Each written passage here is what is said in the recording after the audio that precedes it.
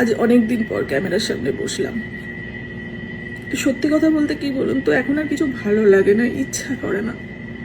একটা দিন ছিল যখন সকালবেলা উঠে ভাবতাম আজকে সুন্দরীকে আনতে হবে, সুন্দরীকে এই খেতে দেবো, সুন্দরীকে ওই করব, এই ভিডিও করব। এখন আর কিচ্ছু ভালো লাগে না। আজকে বাড়িতে আমি পুরো একা। আজ অনেকদিন পর মিমি আবার স্কুল গেছে, আপনাদের দাদাভাই কাজে বেরিয়ে গেছে, বাড়িতে সম্পূর্ণ আমি একা। বিশ্বাস করুন,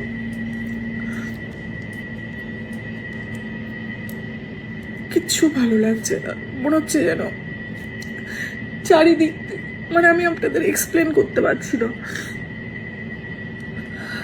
এত কষ্ট হচ্ছে।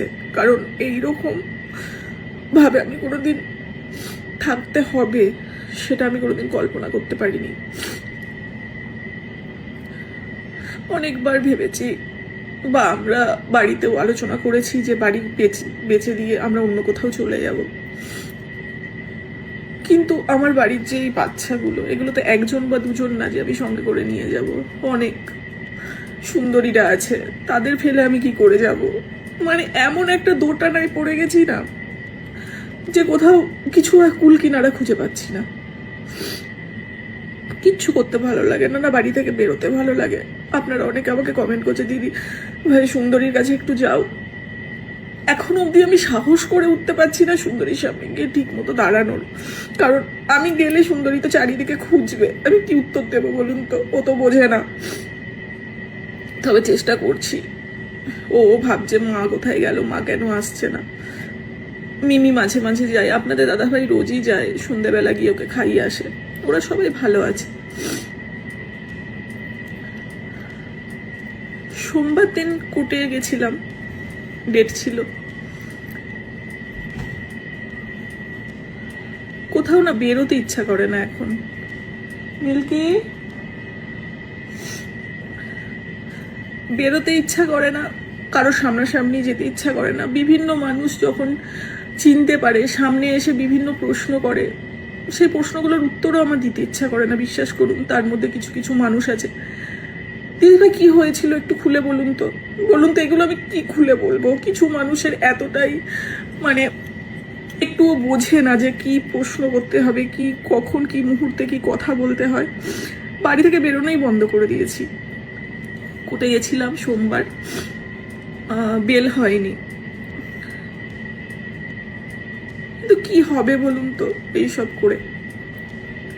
মাঝে মাঝে মনে করি কি হবে, আমার মেয়ে কি ফিরে আসবে? কিন্তু তারপরে আমাকে তো আপনাদের দাদাভাই বলে, কিন্তু যার জন্য আজকে ও চলে গেছে তাকে তো শাস্তি দিতে হবে। আমি জানি না সে কদিন শাস্তি পাবে। আজকে 1 মাসের উপর হয়ে গেছে জেলে আছে, আজ না হোক কাল তো বেরোবে। একদিন মানুষ সব ভুলে যাবে, ও ফিরে করবে, ঘুরে বেড়াবে বউ নিয়ে। গেল তো আমাদের না। অনেক কথা জানতে পারলাম, অনেক কথা জানতে পারলাম যে আগের দিনকে ওকে বাড়িতে ডেকে নিয়ে যাওয়া হয়েছিল, নিয়ে গিয়ে ওর সাথে কি কি ওকে বলা হয়েছে, কি কি ওর সাথে করা হয়েছে, যেটা এখন হয়তো আমার বলাটা ঠিক হবে না। ভবিষ্যতে যদি প্রয়োজন পড়ে আমি আপনাদের সবই জানাবো, মুখ খুলবো। কি হয়েছে বাবা? লাগছে শোনা, ছাড়ো, লাগছে, বসো।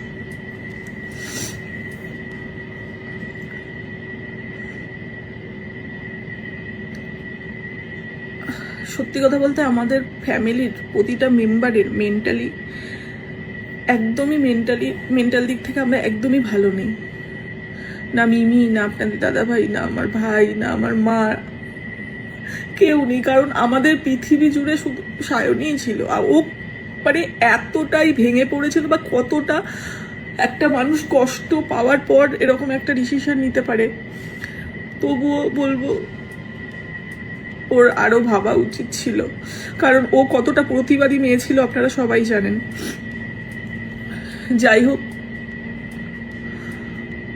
শুধুমাত্র মিমির মুখের দিকে তাকিয়ে, আমার বাচ্চাগুলোর মুখের দিকে তাকিয়ে আমি জানি আমাকে শক্ত হতে হবে, কিন্তু বিশ্বাস করুন আমি পারছি না, কিছুতেই পারছি না।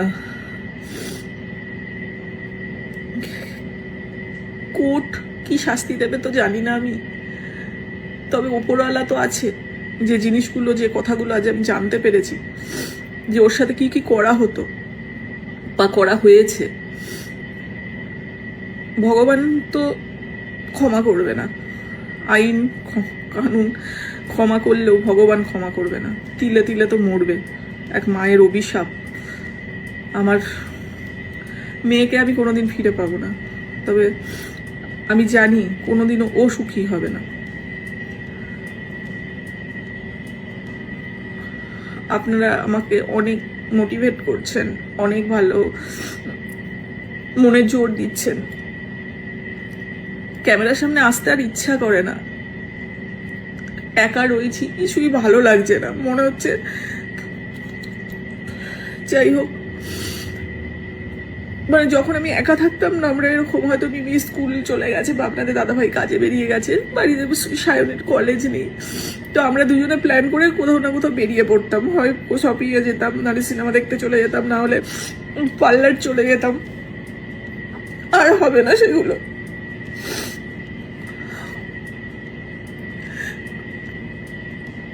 যাই হোক, খুব একা লাগছিল, খুব একা লাগছে, তাই মনে হলো একটু ক্যামেরার সামনে আপনাদের সঙ্গে দুটো কথা বললে মনটা হালকা হবে।